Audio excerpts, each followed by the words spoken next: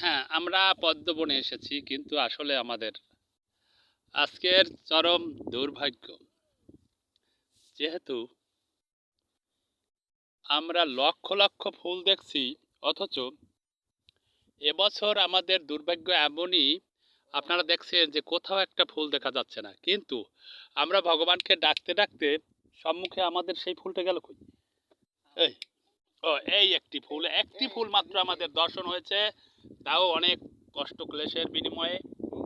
আপনারা দেখতে পাচ্ছেন একটি মাত্র ফুল, ওপাশে আর একটা ফুল আছে, সেটা পোকায় খেয়ে গেছে। এই দুইটি ফুল, যেখানে আমরা গত বছর 10 হইতে 15 লক্ষ ফুল দর্শন করেছিলাম, আমাদের এবছর এমনই দুর্ভাগ্য যে এই পদ্মবনের কোনো চিহ্ন, এখানে আপনি পদ্মবন বলে যে কিছু আছে এটা বোঝা যাবে না। কিন্তু আমরা ভগবানের কাছে বিমর্ষ চিত্তে প্রার্থনা করছিলাম যে হে ভগবান, আমরা আসছি, একটা ফুল অন্ততপক্ষে তুমি দেখাও।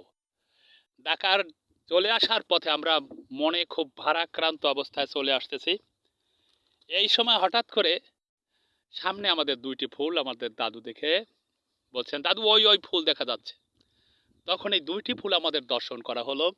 আসলে একটা বড় মর্মান্তিক অবস্থা, যেখানে আজকে 15 হতে 16 বছর আমরা দেখছি যে এখানে হাজার হাজার লক্ষ লক্ষ ফুল প্রত্যেক বছর আমাদের দর্শন হতো।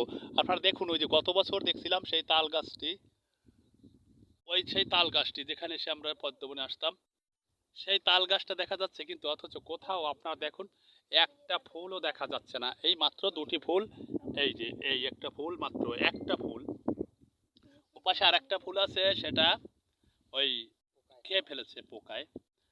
এই দেখুন আমার দাদুরা আছে সবাই, আমরা একসাথে আছি সবাই, বেশ সুন্দর।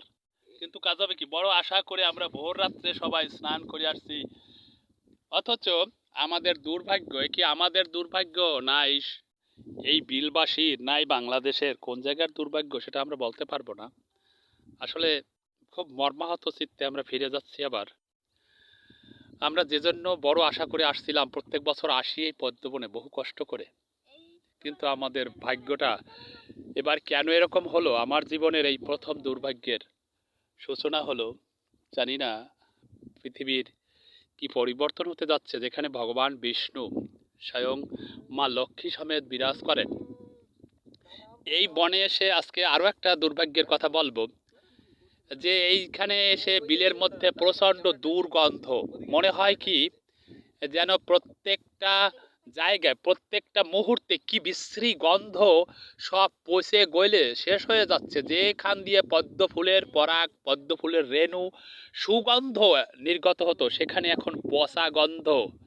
এটা আসলে খুব মর্মান্তিক। আমার জীবনে এই সমস্ত এই দৃশ্যগুলি এই প্রথম দেখতে পাচ্ছি। জানি না এই কি অশুভ ইঙ্গিত, কি অশুভ দিন আমাদের সম্মুখে আসতেছে, যেখানে পদ্মবনে ভগবান বিষ্ণু বিরাজ করেন, মহাবিষ্ণু, যার নাভি পদ্ম হতে এই পদ্ম ফুল প্রস্ফুটিত, সেখানে আজকে একটি পদ্ম ফুলও নেই। আসলে বড় দুঃখের কথা। আপনারা ভাবুন যে বিষয়টা কি, আমাদের বড় দুর্দিন আগত সামনে। যাই হোক, আমরা ভগবানকে নমস্কার জানিয়ে আবার চলছে আমাদের তরি, হে আপন আলয় আপন গন্তব্য চলছে।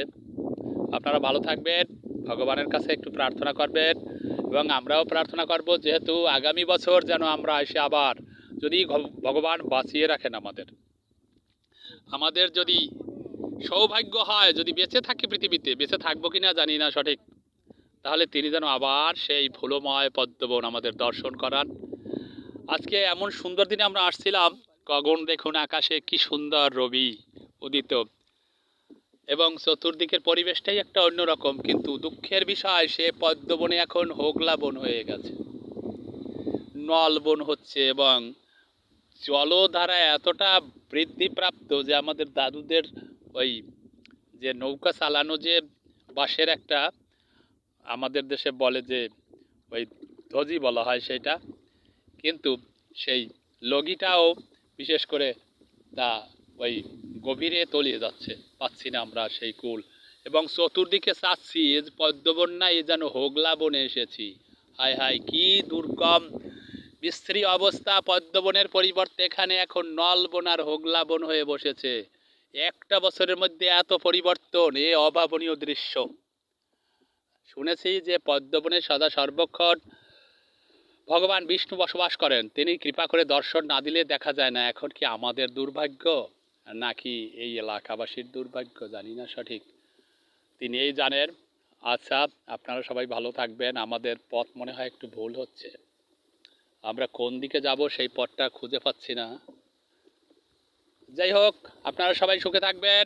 আমাদের ভিডিও, আমাদের মোবাইল চালু করতেই ভারী কষ্ট হয়ে গেল পদ্মবনে এসে, তা আমার দাদুদের সহযোগিতায় আমরা এই ভিডিওটি আপনাকে দেখাতে পারলাম, সকলকে দেখাতে পারলাম।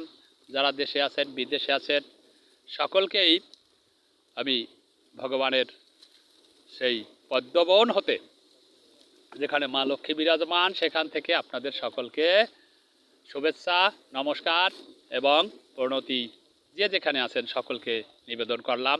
ভালো থাকবেন সবাই, ভগবানের শ্রীপাদ পদ্মে আপনাদের মতিগতি হোক, এটাই প্রার্থনা করছি। জয় জয় শ্রী শ্রী রাধা গোবিন্দ গিরির হরি প্রতি প্রেমানন্দে হরি হরি বলো।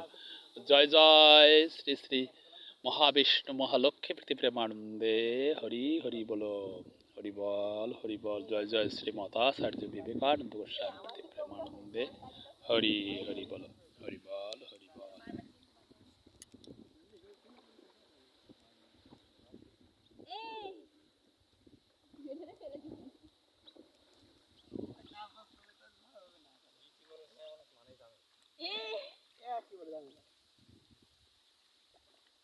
ঠিকঠাক হয়ে বসিস।